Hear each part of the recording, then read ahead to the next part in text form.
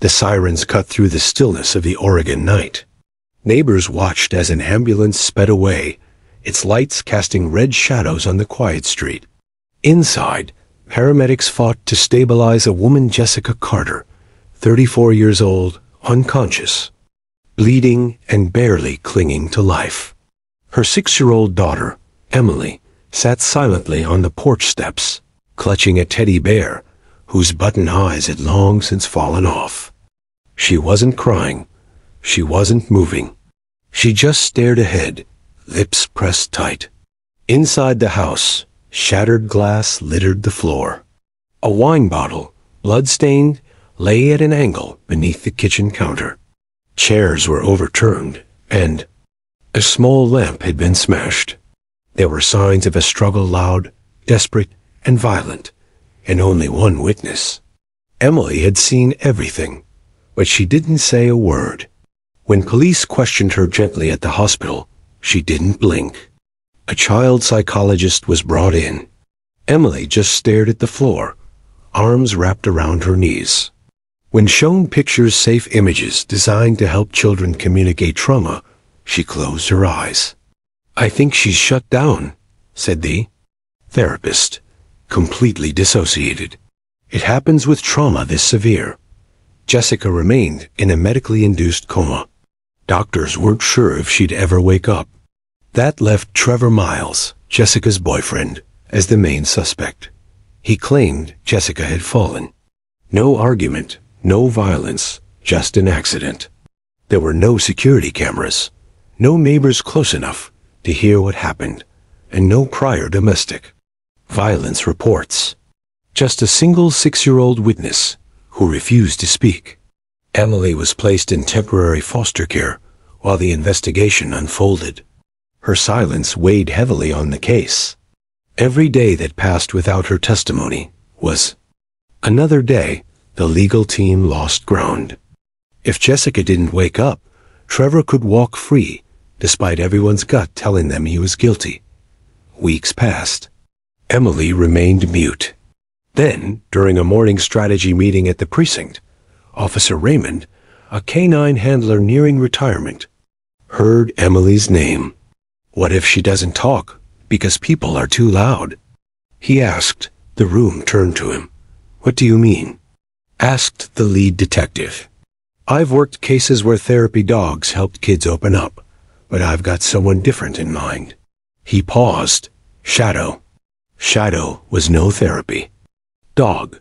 He was a retired canine, a legend in the department. For years, the black German Shepherd had sniffed out narcotics, chased down suspects, and even once disarmed a gunman on a highway bridge. But age had caught up. Shadow now spent his days sleeping near Officer Raymond's fireplace, only perking up at the sound of his old handler's keys. But Shadow was still sharp, still calm, still attentive. More importantly, he had something. No therapist, no social worker, no police officer had managed to show Emily non-threatening silence. A presence that didn't expect pressure or pity. Raymond asked for permission to bring Shadow to visit the little girl. It was a long shot, but they had nothing to lose. The foster mother, Linda, greeted Raymond and Shadow at the door. "She's in the backyard. Won't talk to anyone. Sits under the apple tree all day. Let's see what she thinks of." "The old man?" Raymond smiled, giving Shadow a gentle pat.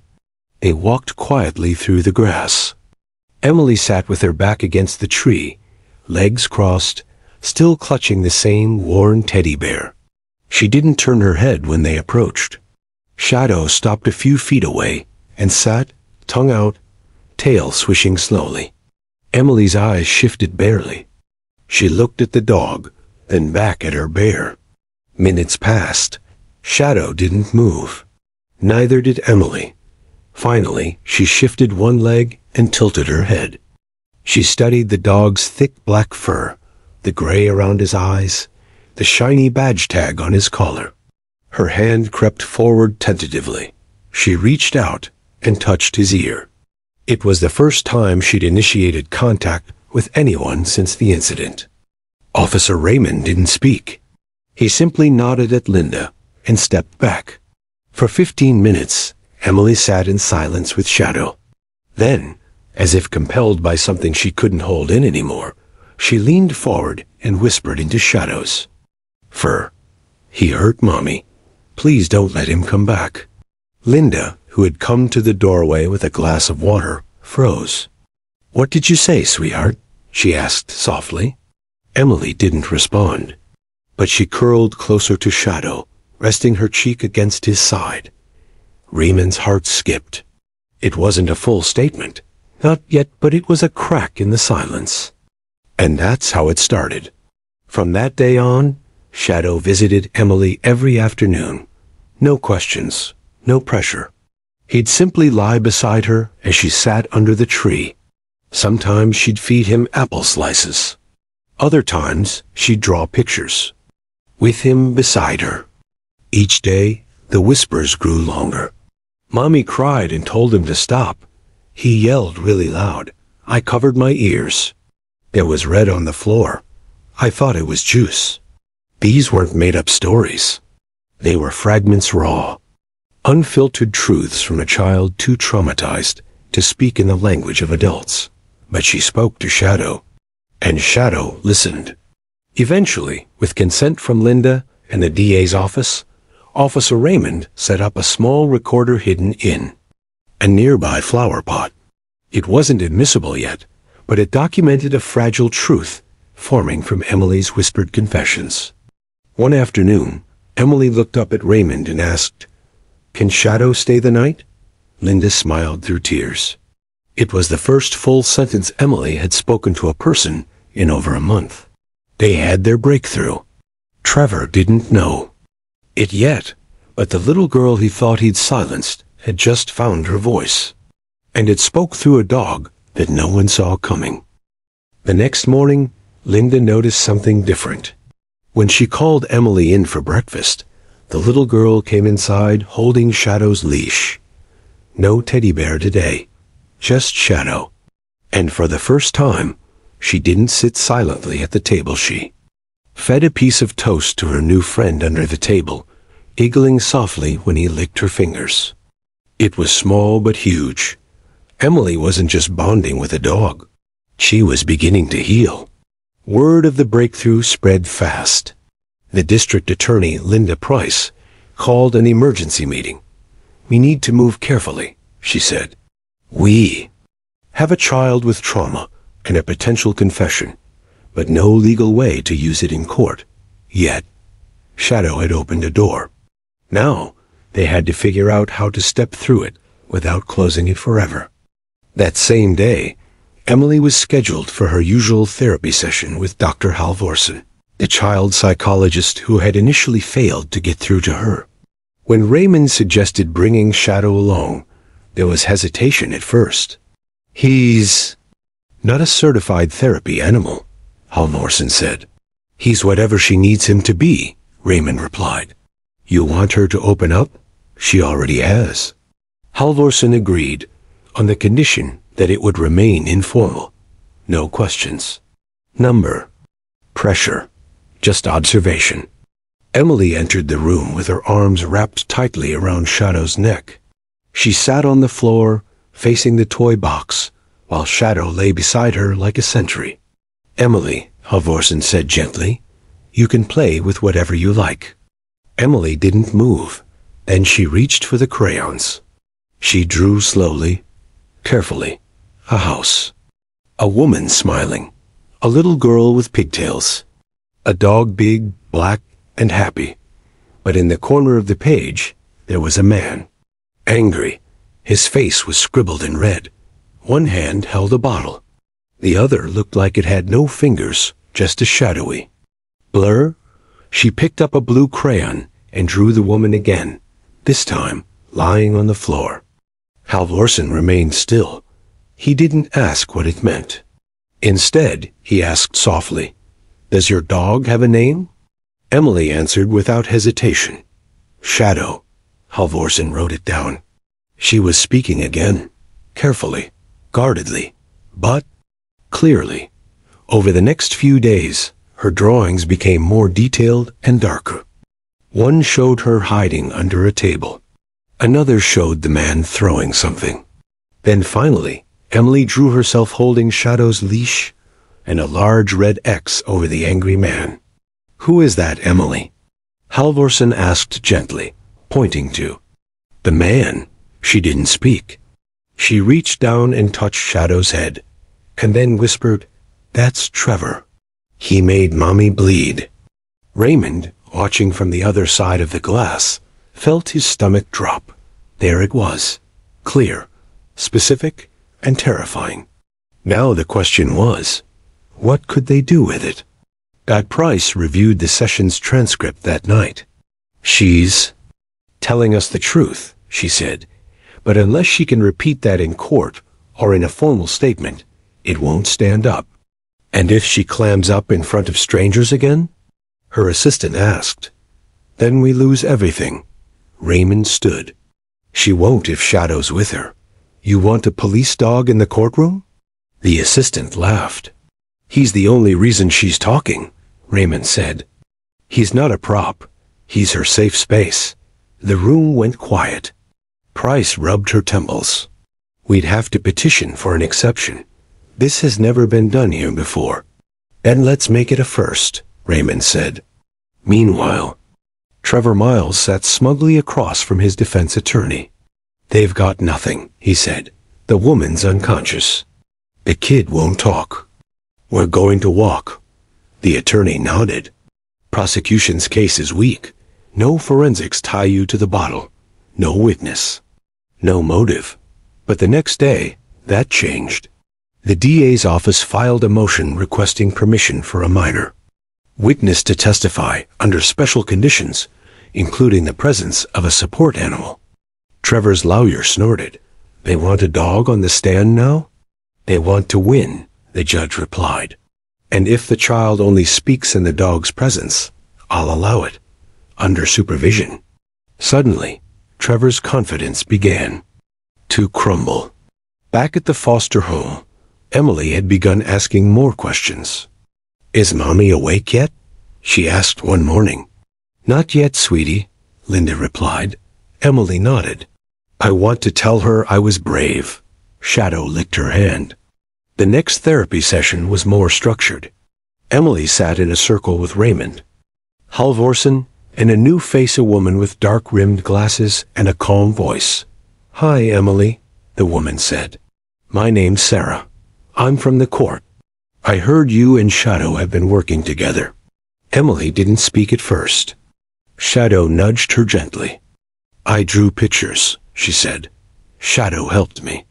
"Can you tell me what happened to your mommy?" Emily paused. She looked at Shadow. He blinked slowly. Then she whispered. Trevor screamed. Mommy told him to stop. He threw the bottle. She fell down. There was red. I thought it was juice. Every adult in the room stopped breathing for a second. "Did Trevor say anything to you?" the court representative asked. "He said not to tell," Emily said, her lip quivering. "But Shadow said it's okay." The court rep turned to the others. "That's it. She's credible. She can testify. But only if the dog is with her." Raymond nodded. "He'll be there." Word reached DA Price within hours. She's scheduled. The first pre-trial hearing that same week. Shadow would enter the courtroom not as a police officer, but as a guardian. The media caught wind and exploded. A child and her dog prepared to testify in domestic abuse case. Shadow the canine hero, the dog who helped a child speak. A courtroom first. Oregon judge allows support dog for witness testimony. Some criticized the decision. Talk show hosts debated its legality. Defense attorneys across the country called it a dangerous precedent. But the public was behind Emily. People from around the country sent letters, toys, and donations. Some even visited the courthouse steps, holding signs that read, "Listen to her. Shadow knows. Believe Emily." Inside her quiet room, Emily didn't care about the cameras or the noise. She just sat cross-legged on the rug, combing her fingers through Shadow's thick fur. "Will Mommy be proud of me?" she asked him softly. Shadow didn't bark, but somehow Emily knew the answer was yes. The pre-trial hearing was scheduled for Monday morning, and the courtroom was already half full before 9 a.m. Journalists lined the benches. Some were there for the legal spectacle, a child testifying alongside a dog. Others came for the heart. In the headline, "A little girl's courage, brought forth by a retired canine." Inside the witness room, Emily adjusted the pink ribbon in her hair. Her hands trembled slightly as she traced the edge of a folder filled with her drawings. Beside her, Shadow lay curled, head resting across her feet. He hadn't left her side since arriving at the courthouse. "Are you ready, sweetheart?" Linda, her foster mom, asked gently. Emily looked down at Shadow. "If he's coming, I'm ready." Linda Price watched them from across the room, moved by the quiet strength in Emily's eyes. She turned to Officer Raymond and whispered, "You did more than train that dog. You saved this child." Raymond didn't smile. Shadow did the saving.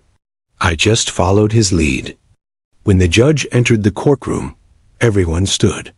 Judge Avery was known for being firm, fair, and by the book. But even she appeared to soften when her eyes met the small girl holding a leash attached to a dignified, gray-muzzled dog. "Let the record show," she said, "that due to the unique psychological needs of the minor witness and the canine's calming influence, the presence of the dog is permitted." Gasps rippled through the room. Emily sat in the witness box, small and serious, with Shadow at her feet. The judge offered a soft smile. "Emily, just speak as you would to your friend. You don't need to be scared in here." Emily nodded. She leaned slightly toward Shadow, who responded by placing his chin on her shoe. The prosecutor approached with care.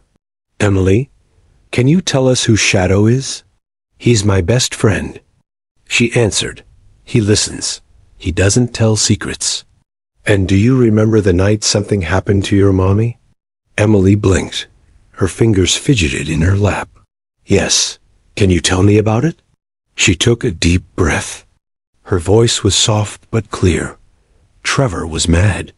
Mommy said she didn't want wine. He got louder. I hid under the table. He yelled and threw a bottle." "What happened to your mommy?" "It hit her face. She screamed, then fell. She didn't move. There was red on the floor. I thought it was juice, but it wasn't." The courtroom was silent. The court. Stenographer paused, visibly shaken. Price approached gently. "Did Trevor say anything to you?" Emily nodded slowly. "He told me to go to my room. He said, 'You didn't see anything, understand?' But I did." At that moment, the defense attorney, Mr. Callahan, stood and approached the bench. "Your Honor, I request to cross-examine." The judge gave a warning glance. "You may, but keep your tone appropriate for a child." Callahan nodded. "Emily, do you know the difference between real things and made-up stories?" "Yes. Have you ever played pretend?" Emily frowned. "Everyone plays pretend. Could this be a pretend story?" Emily looked down at Shadow, then back up. "No, because my mommy's not pretending. She's still in the hospital." The judge leaned slightly forward. "That's enough, Mr. Callahan." Callahan stepped back, rattled. He had underestimated her. The judge recessed for 30 minutes. Outside the courtroom, crowds gathered by the courthouse steps. Dozens of people clutched signs and snapped photos, but none were allowed inside. Inside the witness room, Emily laid her head on Shadow's back. "I did it, Shadow," she whispered. Linda hugged her gently. "You were so brave." "She didn't shake once," Raymond added. "That dog is worth his weight in gold." Price returned with an official in a navy suit. "Emily," she said kindly, "this is Mr. Sutton. He's with the state's Witness Protection Services.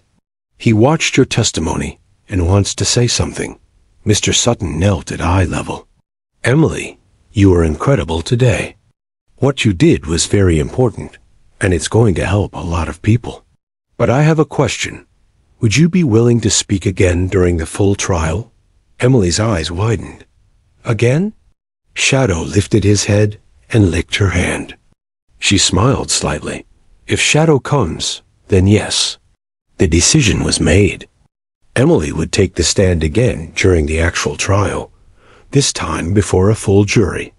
The judge, now fully convinced of the dog's necessity, agreed to allow Shadow to accompany her during all future court proceedings. That evening, back at the foster home, Emily sat at the kitchen table with her folder of drawings. She carefully chose her favorite picture, the one of her mommy, and Shadow standing in front of their house.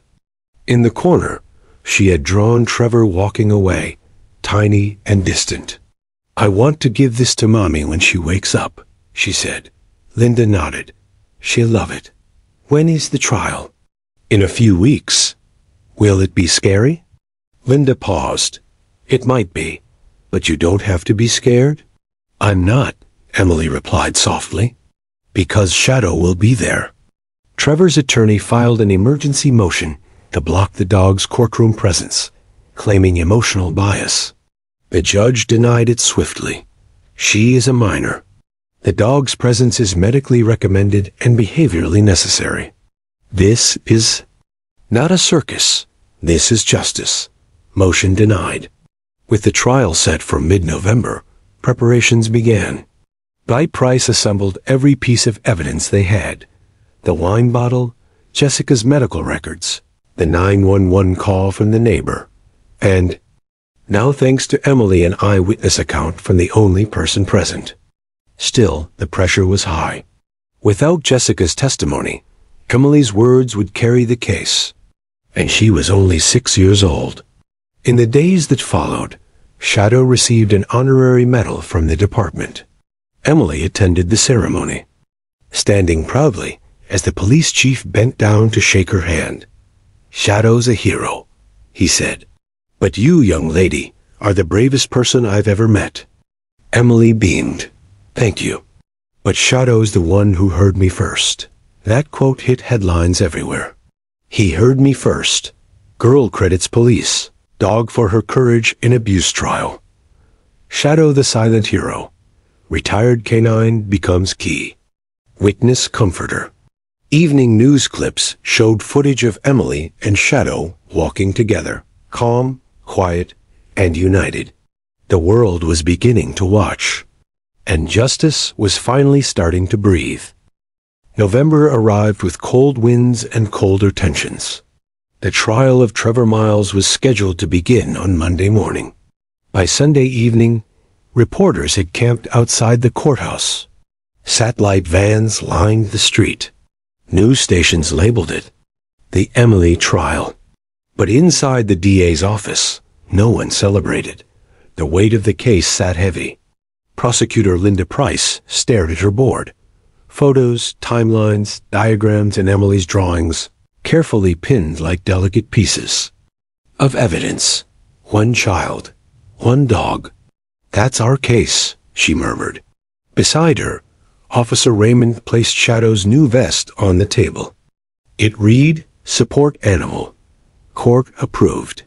She's ready, Raymond said, more than anyone knows. Inside the courtroom, Trevor sat in a tailored suit, lips curled into a smug half-smile. His attorney, Daniel Callahan, looked confident. They're leaning too hard on an emotional play, he whispered. We'll tear it apart. But the courtroom wasn't interested in theatrics. People had come to hear truth, especially from the little girl they'd watched walk through pain, with a leash in her hand and bravery in her eyes. As the judge entered, silence fell. Court is now in session. The state of Oregon versus Trevor Miles. Opening statements began. Price stood confidently. This is not just a trial about violence. It's about silence. And how, with the help of an unexpected friend, that silence was finally broken. Callahan rose with a smirk. The prosecution's entire case hinges on a 6-year-old's imagination and a dog. A dog. We'll show that emotional manipulation, not facts, are guiding this case. Reason must win, not sympathy. Gasps rippled through the courtroom, but the judge raised her gavel. You will keep this professional, Mr. Callahan. The prosecution began its case with medical experts. Dr. Langford, the ER doctor, testified. Jessica Carter suffered facial fractures, internal bleeding, and blunt force trauma consistent with a violent assault, not a fall. Photos were shown. A jury flinched. Then came the 911 call, made by a neighbor who heard screams and glass breaking. Still, the case lacked a smoking gun. Until Emily. Emily entered the courtroom holding Shadow's leash. She wore a blue sweater, one of her drawings folded neatly. In her pocket. Cameras were banned inside, but every journalist outside wrote the moment in vivid detail. She took the witness stand, Shadow lying at her feet without needing a command. Price approached gently. Emily, do you remember me? She nodded. Can you tell the jury who Shadow is? My friend, my helper. Did he help? You feel safe when you told us what happened? Yes. And do you feel safe now? Emily looked down at Shadow, then up again. Yes. The courtroom held its breath as Price continued. Emily, we're going to talk about a difficult day. Do you remember when something bad happened to your mommy? Emily's hands gripped the arms of her chair. She didn't want wine. Trevor brought a bottle. He yelled. Her voice trembled. He threw it at her face. It broke. She screamed. I saw blood. She fell and stopped moving. Gasps. One juror covered her mouth. Price stepped closer. And what did Trevor say to you? He looked at me and said, go to your room. You didn't see anything. Emily turned to the jury. But I did. Now Callahan stood, pacing like a shark. Emily, do you watch cartoons? Yes. In cartoons, sometimes people get hit and bounce right back. Did that happen in your story? Objection. Sustained, said the judge, frowning. Callahan tried again. You didn't tell police what happened right away. Why not? I was scared. Scared of Trevor. Yes. Or scared you'd get in trouble? Emily hesitated. Shadow rose slowly, placing his chin in her lap.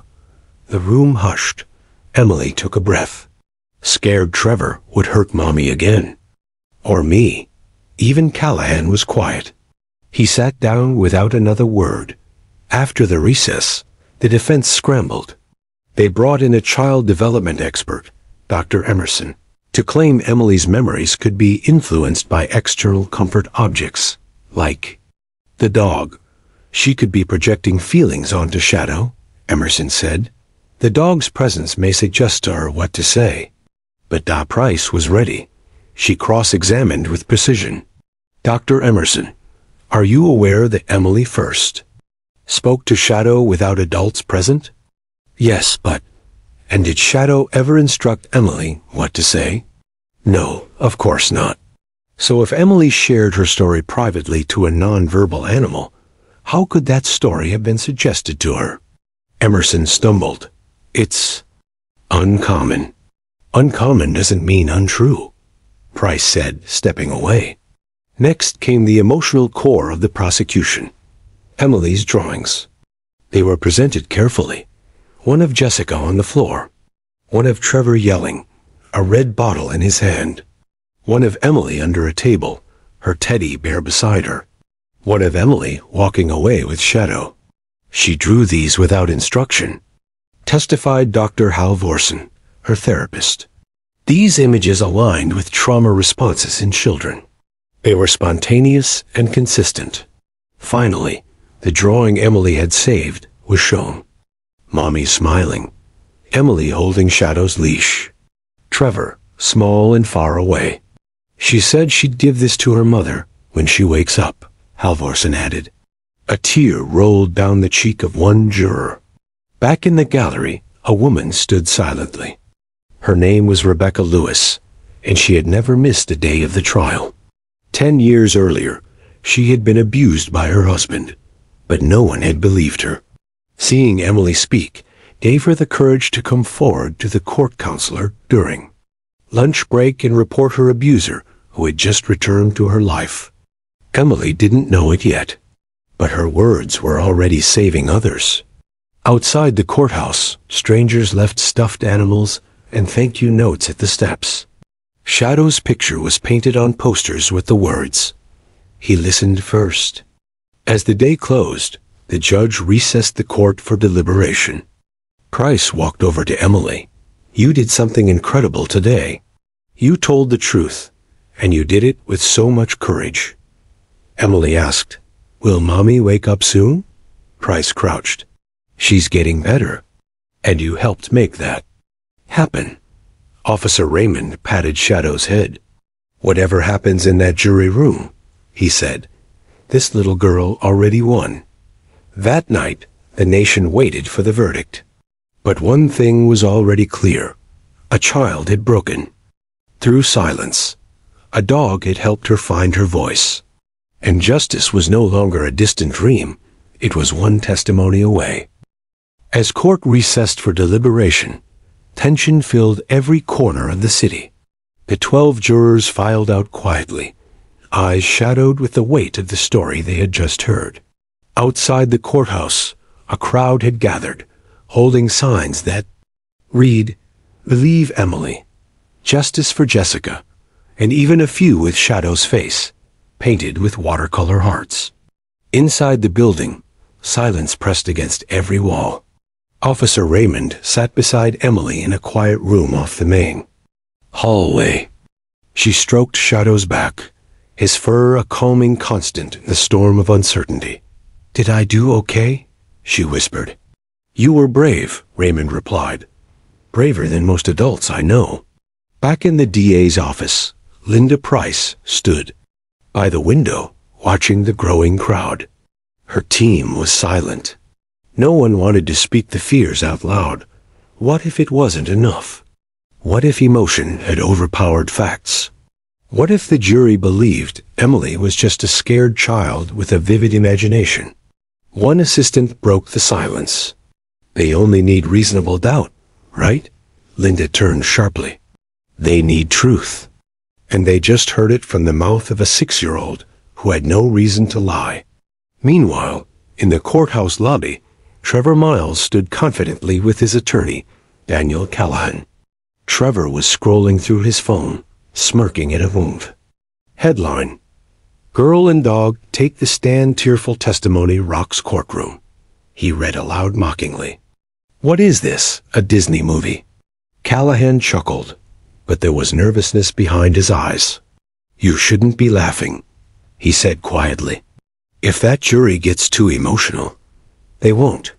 The judge made it clear. "No emotional manipulation.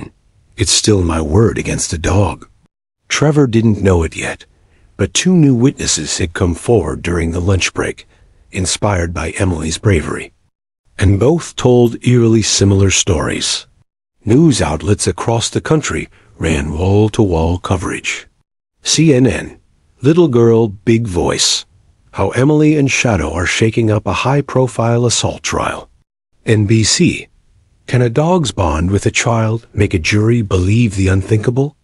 Local Oregon News, "Emily's courage inspires domestic abuse survivors nationwide." Social media exploded. Hashtags like #EmilyandShadow, #SheSpokeWeListened, and #JusticeForJessica began trending. People shared stories of how they, too, had stayed silent for years. Some shared photos of their own dogs with captions like, "He listened, too." In less than 24 hours, Emily and Shadow had become symbols of courage. As the jury deliberated, the judge received a note. A woman named Rebecca Lewis had come forward to testify that she, too, had been assaulted by Trevor Miles in the past. Her account, filed with police, included evidence of a hospital visit. But at the time, she never pressed charges. Her story aligned with Emily's testimony, same pattern, same injuries, same manipulation. The judge allowed the new witness to be filed into court record as supportive evidence, pending the jury's decision. Though the jury wouldn't hear it now, it would prove critical later. It also opened the possibility for future charges. That night, Emily slept at the police station's family wing, cuddled up next to Shadow. A counselor sat nearby, just in case. Officer Raymond watched from a distance, leaning against the wall. Linda Price stepped in quietly. "Any word from the jury?" he asked. She shook her head, still deliberating. "We'll hear in the morning." Raymond looked at Emily, sound asleep in safety. "She did more in 20 minutes than we could in 3 months." Price nodded. "Because she told the truth. Unfiltered, honest, terrifying." They stood in silence a while longer, both knowing this case would never leave them win or lose. Morning came like a punch. At 9:42 a.m., a bailiff knocked on the DA's door. "They've reached a verdict." The courthouse filled within minutes. Reporters flooded the steps, pushing cameras through fences. People craned necks to see. Inside, the courtroom was standing room only. Emily sat between Officer Raymond and Linda Price. She wore a small bracelet with Shadow's name on it. Trevor was smirking again. Callahan whispered, "Juries like neat endings. You'll walk." But Trevor's smirk faded when the jury entered with solemn expressions. No one was smiling. No one looked relieved. They handed the envelope to the judge. "All rise." The judge opened the paper. "In the matter of the state versus Trevor Miles, on the charge of aggravated assault with intent to kill." She paused. "We, the jury, find the defendant guilty." Gasps, cries, shouts of relief. Emily turned to Shadow and whispered, "We did it." Trevor stood frozen. Then, for the first time during the trial, his hands began to shake. The judge continued, "Sentencing will follow. Mr. Miles will be remanded to custody without bail." He was handcuffed and led away. Outside, cheers erupted. Inside, Linda Price finally exhaled. "It's over." Raymond shook his head. "It's just beginning." In the hours that followed, the story went viral again, this time with a conclusion. Emily's name trended globally. Shadow received an honorary Medal of Service from the city. Emily was gifted a college scholarship by a women's advocacy group, despite being only 6. But most importantly, survivors across states, across borders stood up. In Phoenix, a woman reported her partner after recognizing herself in Emily's story. In Texas, a shelter named a new dog Shadow.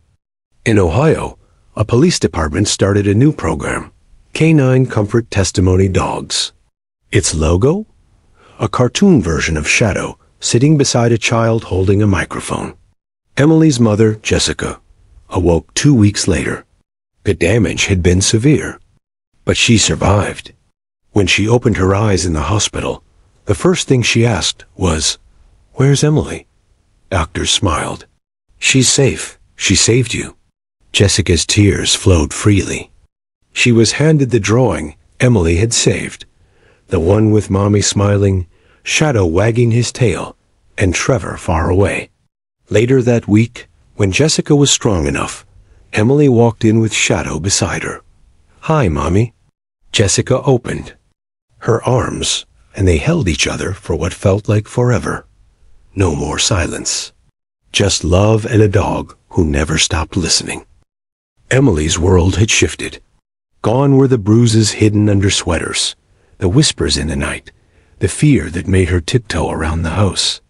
Now her days were filled with sunlight, coloring books, and Shadow always Shadow. The loyal German Shepherd became more than a comfort dog. He became a part of their family. Jessica, still recovering in a rehabilitation wing, worked with speech therapists to regain her voice, both physically and emotionally. She hadn't said a word to Trevor in months, but she couldn't stop saying thank you to Emily. Each time she said it, Emily replied, "I just told the truth." Officer Raymond visited often, sometimes with donuts, sometimes with police patches, but always with genuine care. He was the first man Emily trusted after Trevor. When she asked one day if he was Shadow's best friend, Raymond laughed and said, "Nope, that's still you." Linda Price, meanwhile, was busy turning Emily's story into action. She'd never seen a courtroom moment resonate like that. Her office received over 8,000 letters, many from children who said they were finally ready to speak up. And it wasn't just talk. 3 other child abuse cases were reopened that week, all because of a 6-year-old's courage.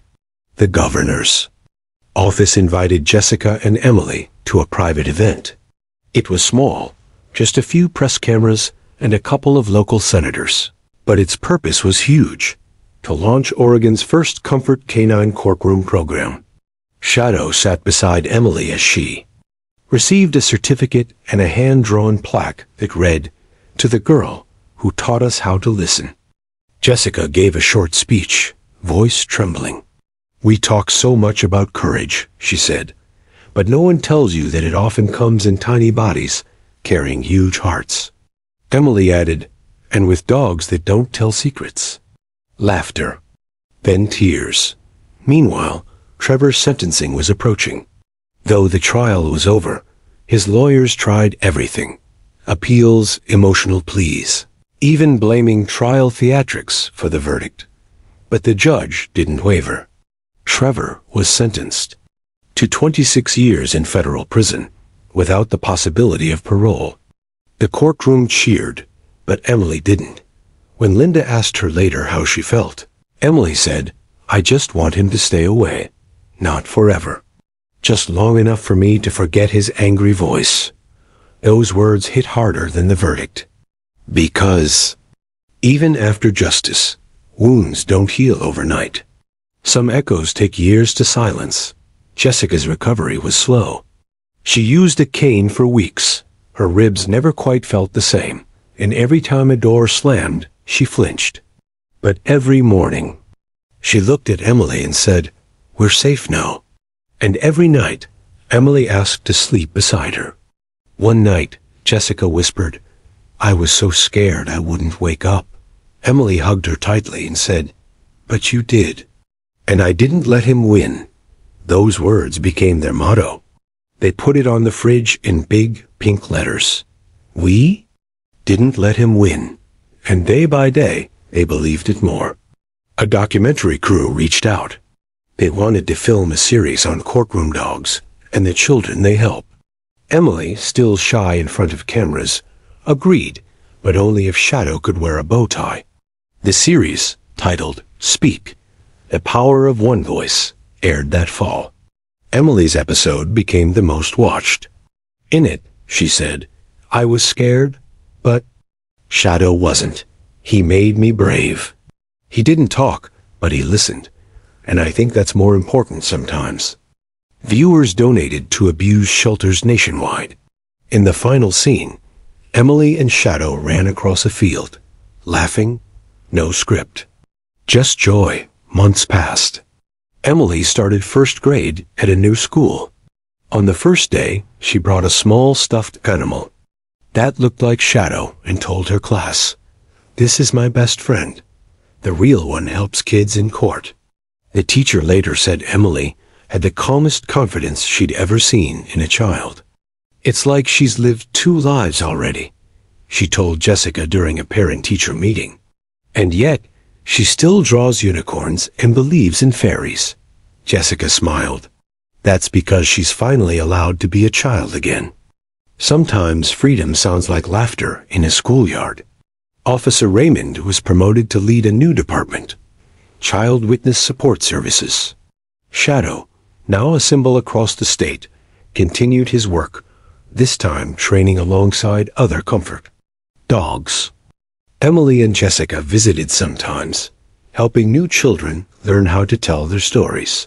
One day, A girl named Lila refused to speak to anyone, not even her lawyer. But when Shadow came in, she curled beside him and began to whisper. No one heard the words, but her attorney later said whatever she said to the dog helped her say it to the court. History had repeated, just in the best way.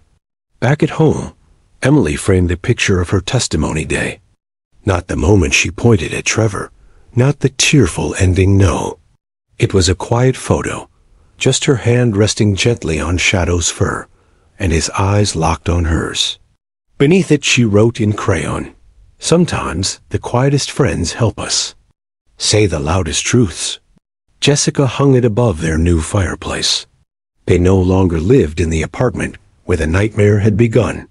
The city gifted them a quiet house in a safe neighborhood, and local volunteers helped renovate it. The front yard had sunflowers. The back had a swing. That summer, Emily turned 7. She asked for one thing: a picnic with Shadow and all the people who helped them. Linda, Raymond, counselors, and even the judge attended. They shared stories, played games, and cheered as Shadow chased soap bubbles. As the sun set, Emily looked at her mother and said, "I think it's okay now." Jessica asked, "What is?" Emily replied, "Everything." And for the first time in a long time, Jessica believed her. Because healing doesn't come with a bang, it comes with peace, with trust, with moments of ordinary magic, and sometimes with the wag of a tail. By winter, Emily's name had become known far beyond Oregon. Not as a celebrity or viral moment, but as a symbol. A quiet revolution was unfolding in courtrooms across the U.S., and at the center was a brave little girl and a calm police dog. News outlets called it the Emily Law. States began adopting new courtroom protocols for young witnesses, especially survivors of abuse. The changes allowed comfort dogs like Shadow to sit beside children during testimony. Some judges even restructured how children were questioned, removing aggressive cross-examinations that often re-traumatized them. One girl's whisper had become a national voice. Emily didn't fully understand the scale. She still spent her mornings drawing rainbows and feeding Shadow dog biscuits. But her mother, Jessica, began receiving letters, hundreds of them, from parents, lawyers, even teachers. One letter stood out. It was from a father in North Carolina. His daughter, Kayla, age 8, had been too scared to testify against her abuser until she saw Emily's story on television. Afterward, Kayla told her dad, "If she could do it, maybe I can too." She held a golden retriever's paw and told the truth. The father wrote, "Your daughter helped mine find her voice." Jessica cried reading it. Soon, Emily was invited to Washington, D.C. A bipartisan group of senators wanted to recognize her during a child safety summit. Jessica was hesitant. Cameras, speeches, politicians, it all felt like too much. But Emily wanted to go, not for the attention. She wanted to meet other kids like her. "Maybe someone else is scared like I was," she said. "I can tell them it gets better." They flew out in March. Shadow had his own seat on the plane, complete with a vest that read, "Working dog, also cuddle expert." Emily giggled the entire flight. It was her first time seeing clouds from above. At the summit, Emily didn't give a speech. Instead, she sat on stage beside Shadow, petting him gently as others spoke. But the press couldn't stop focusing on her. How calm she looked, how focused. When her name was called, the applause lasted nearly 2 full minutes. A child psychologist at the event later told a reporter, "What makes Emily powerful isn't what she said.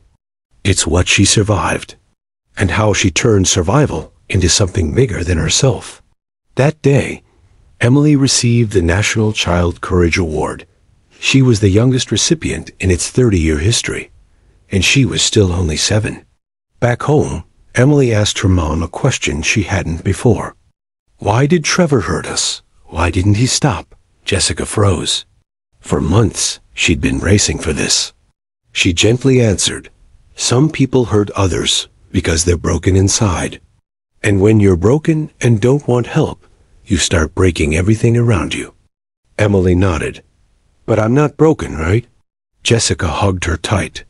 "No, baby. You're the one who fixed us." That night, Emily wrote in her notebook, "Bad people are loud, but brave people are stronger." She titled the page, "For Other Kids Who Are Scared." Meanwhile, Shadow's story was inspiring other departments across the U.S. Police dogs were no longer seen only as enforcers, but as protectors of emotional peace. Comfort dog training programs expanded in over 17 states, funded by donations that poured in under Emily's name. Officer Raymond was now traveling weekly, helping other officers learn how to build trust with children. In one workshop, he said, Emily never needed a superhero. She just needed someone who wouldn't leave when she was scared. That someone for her was a dog with kind eyes. The audience gave him a standing ovation. Shadow wagged his tail. Emily and Jessica returned from D.C. to a surprise. The local school had renamed their new library wing, Emily's Reading Corner. It had murals of books, flowers, and a small painted shadow curled up beside a stack of fairy tales. The mayor attended the ribbon-cutting ceremony, but Emily didn't cut the ribbon. She handed the scissors to a shy boy in her class named Jordan.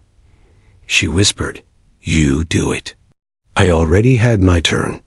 Later, the principal said, "She's not just brave. She's generous.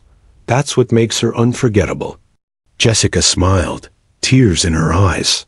Her daughter was changing lives, quietly, kindly, constantly. Spring came, and with it, a special invitation from a major publishing house. They wanted Emily and Jessica to co-author a children's picture book based on Emily's experience, but told in a gentle way, so kids could understand emotions like fear, courage, and healing. The book would be called Shadow Hears Everything. Emily loved the idea, but had one condition. It has to have lots of colors. Sad stories can still be pretty. They spent evenings writing together, with Emily choosing the scenes and Jessica helping with the words. Shadow, of course, sat beside them for every page. As summer arrived, Emily asked if they could visit one of the shelters that now had comfort dogs. She wanted to meet other kids. Not to speak to them, not to be some hero. She just wanted to sit quietly. Maybe draw, maybe talk, maybe listen. When they arrived at the Portland shelter, a group of children sat in a circle, each one clutching a stuffed dog. They didn't know who Emily was, just that a real comfort dog was coming. But when she walked in with Shadow, something beautiful happened. A little girl with tangled hair whispered, "Is that the brave dog?" Emily nodded. The girl walked over. "Can I hug him?" "Only if he hugs you back," Emily smiled. Shadow leaned in and nudged his head into the girl's arms. The room filled with quiet smiles. Nothing loud, nothing forced, just healing in its purest form. That night, Emily asked her mom, "Do you think Shadow knows how important he is?" Jessica replied, "I think he knows you love him. And that's enough." Emily thought for a moment, then said something her mother would never forget. "People listened to me because he listened first." And that was the heart of it. Not just one moment in a courtroom, but thousands of small ones that followed. Where listening made others brave, where kindness rewrote trauma, and where a dog helped a child change not just her life, but countless others. Years passed, but the moment Emily spoke in court with Shadow never faded from memory. It became more than a story. It became a movement. Emily grew up surrounded by love, healing, and purpose. She never forgot the fear, but she carried it lightly, like a shadow that no longer chased her. Instead, she used it to fuel her mission, to help other children find their voices. Her mother, Jessica, became an advocate, speaking before legislatures and school boards about the power of listening and compassion. Emily's childhood home was filled with drawings, awards, and letters from children across the country. Each one a reminder that her voice had echoed far beyond the courtroom walls. She and Shadow, now older and slower, but still wise and patient, visited schools regularly. Emily spoke softly, but her message was clear. Sometimes the hardest thing to do is speak up, but when you do, you are not alone. And sometimes you'll have a friend who listens better than anyone else. The Comfort Canine Courtroom program grew exponentially. What began as a pilot in Oregon spread nationwide. Judges and lawyers embraced the idea that children testify best when they feel safe, not threatened. Shadow became a symbol of hope, his image on posters in courthouses, his story taught in police academies. He was no longer just a dog. He was a guardian of truth. One spring morning, Emily stood in front of a packed auditorium at a national conference for child welfare. She was no longer the frightened girl holding a leash. She was a young woman, confident and radiant. She shared her journey, the darkness, the courage, the dog who helped her break silence. The crowd listened, some wiping tears, others nodding with recognition. After her speech, a little girl approached, clutching a worn teddy bear. "Thank you," she whispered. "You gave me courage." Emily smiled and knelt down. "And you have your own courage inside. Sometimes it just needs a little help to shine." Meanwhile, Jessica worked tirelessly alongside nonprofits, helping improve trauma-informed care for families affected by abuse. She helped establish counseling centers that welcomed comfort animals, blending therapy with unconditional love. She often said that while justice was necessary, healing was the real victory. Shadow passed quietly one winter evening, surrounded by Emily, Jessica, and Officer Raymond. His muzzle was gray, but his eyes still held that steady calm that had helped so many. Emily said goodbye by placing a paw print collar charm on his favorite blanket. "He was more than a dog," she whispered. "He was my voice when I couldn't speak." The community held a memorial. Children brought drawings and flowers. The courthouse hung a portrait of Shadow beside a plaque reading, "In honor of those who listen when words fail." Years later, Emily, now a lawyer herself, returned to the same courtroom. This time, she stood behind the podium, representing children who needed protection and a voice. She looked down at a photo taped to her briefcase, her younger self holding Shadow's leash. She took a deep breath. "Your Honor, today I stand not just as an attorney, but as a survivor, and as someone who knows that sometimes the quietest friend can change everything." Her story was taught in law schools as a testament to the power of empathy and justice.